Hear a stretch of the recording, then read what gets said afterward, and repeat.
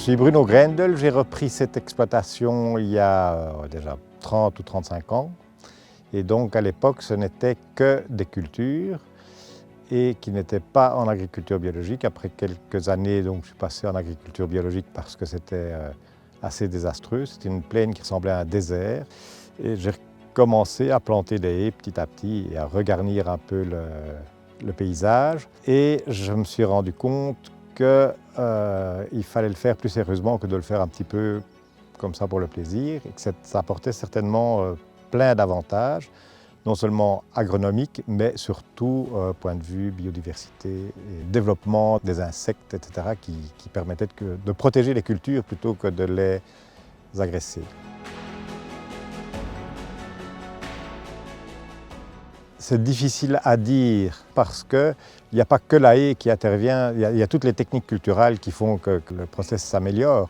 Et disons que la haie en fait partie, ne fût-ce que point de vue, il y a d'abord l'aspect coupe-vent et recréation de microclimat, ça c'est indéniable, on sent bien, c'est confortable. On est dans un champ qui est cerné de haies, on est bien. On est dans un champ qui est nu, on n'est pas bien. Donc si nous ne sommes pas bien, la céréale ne sera pas bien, personne ne sera bien, quoi. Voilà. Les agriculteurs se considèrent comme des producteurs avant tout, mais ce qu'ils produisent, c'est une matière première sur un marché mondial. Donc, ils doivent produire le plus possible au coût le plus réduit possible. Sauf qu'ici, en Belgique, on est sur des confettis. Donc, pour s'en tirer, ce qu'il faut faire, c'est produire mieux et créer de la valeur ajoutée en transformant. Et donc, la haie et l'entretien et une autre façon de cultiver fait partie de ce process. Ici, toutes les céréales, c'est moulu et transformé en pain.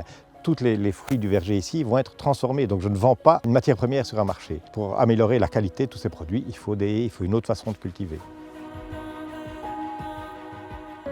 Alors, au début, je plantais que des cratégus parce que ça avait des épines et ça servait de clôture, donc c'était pratique.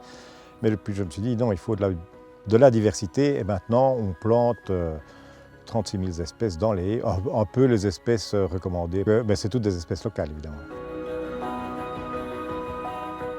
Avant, je plantais des haies d'une seule ligne. Maintenant, je plante deux lignes pour que les haies soient plus épaisses et plus fournies. Et oui, beaucoup de variétés dans les haies et attacher plus d'importance à ce que les haies produisent des baies pour les oiseaux, etc. Je fais appel à un entrepreneur qui fait ça très bien. Et d'ailleurs, je les taille le moins possible. Entre les champs, donc quand c'est à l'intérieur des parcelles, ce sont des haies libres, qu'on retaille de temps en temps pour qu'elles ne se dégarnissent pas trop du pied, et le long des routes, c'est entretenu pour ne pas gêner les passants, quoi.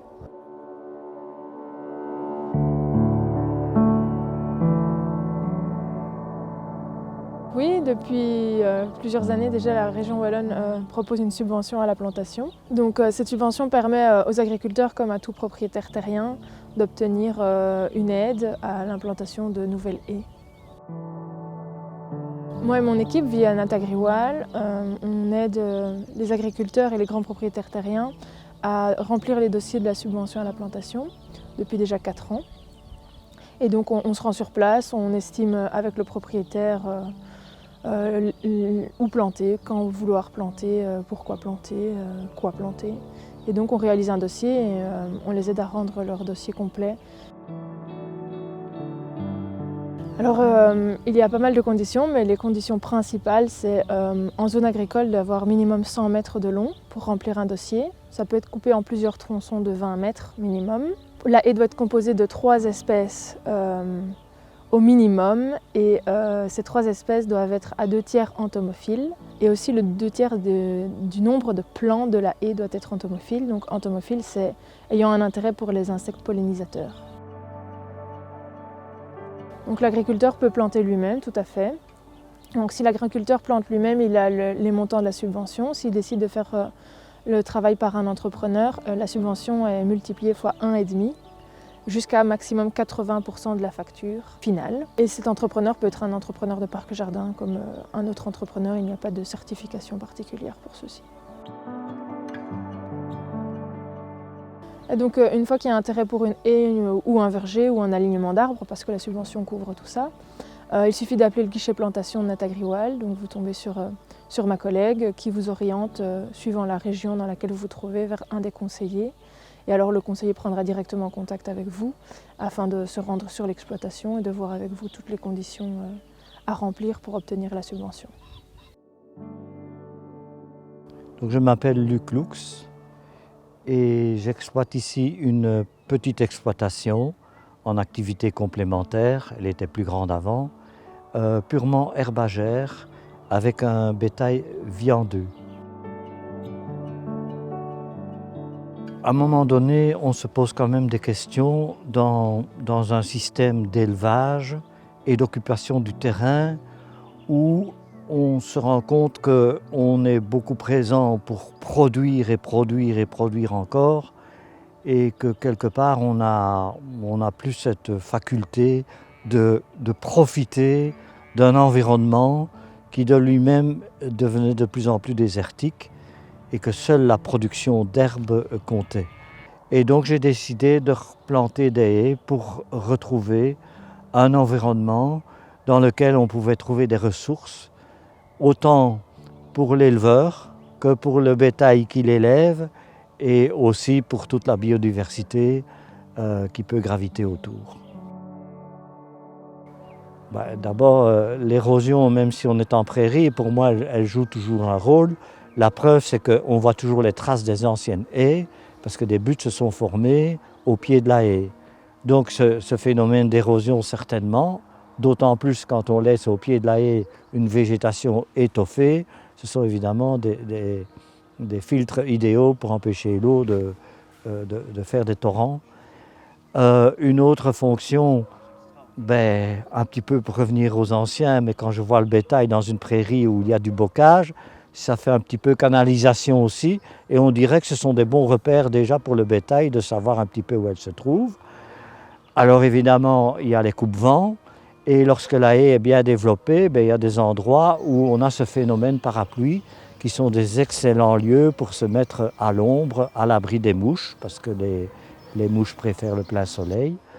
Donc voilà quelques fonctions qui sont très bénéfiques pour le bétail.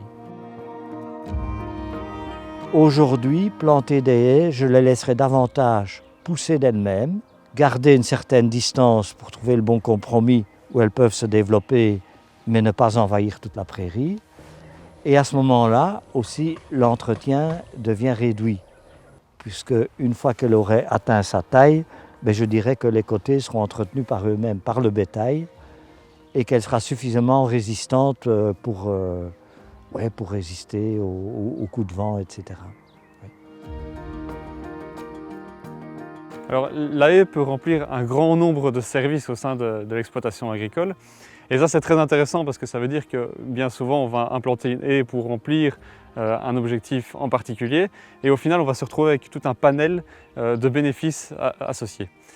Mais en même temps, il faut rester pragmatique quand on veut planter une haie, puisque la haie va venir avec un ensemble de contraintes associées. Par exemple, la haie va entraîner une certaine quantité d'ombre sur les cultures les plus proches, ou alors il faut laisser une surface disponible pour la haie dans l'exploitation.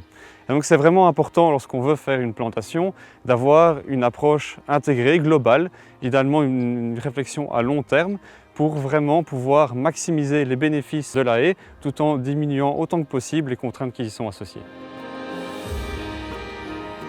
De manière générale, on va essayer de tenir compte du statut de la terre. Est-ce que je suis propriétaire ou est-ce que je suis sous statut de bail à ferme? Ça, il faut vraiment essayer de se renseigner sur ce que ça va impliquer au niveau de la plantation. Et de manière un peu plus générale, il faut essayer de se renseigner sur les aspects législatifs associés à la plantation, comme par exemple les prescriptions du code rural ou du code du développement territorial.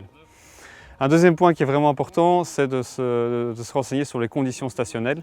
Ça, c'est vraiment critique puisque ce sont les conditions stationnelles qui vont décider ce qu'on peut planter. Ce n'est pas le planteur qui choisit ce qu'il peut planter, il va simplement sélectionner les essences qui sont appropriées parmi un panel d'essences possibles, compatibles avec ces conditions stationnelles. Un autre point important également, particulièrement dans le cas de plantation de haies, c'est de se poser la question de la fonction que doit remplir la haie, puisque en fonction de l'objectif qu'on veut lui attribuer, eh bien, on ne va pas conduire, on ne va pas choisir les mêmes essences, on ne va pas planter la haie de la même manière et on ne va pas l'entretenir de la même manière. Et puis un dernier point qui est également important, c'est d'essayer de remettre la haie dans son contexte agronomique. Donc vraiment le contexte de l'exploitation, est-ce que j'ai les outils nécessaires pour l'entretenir, est-ce que j'ai de quoi faire le paillage, etc. Alors la plantation, c'est un élément très important, mais ce qu'il ne faut surtout pas oublier aussi, c'est que derrière la haie, il faudra la suivre, l'entretenir.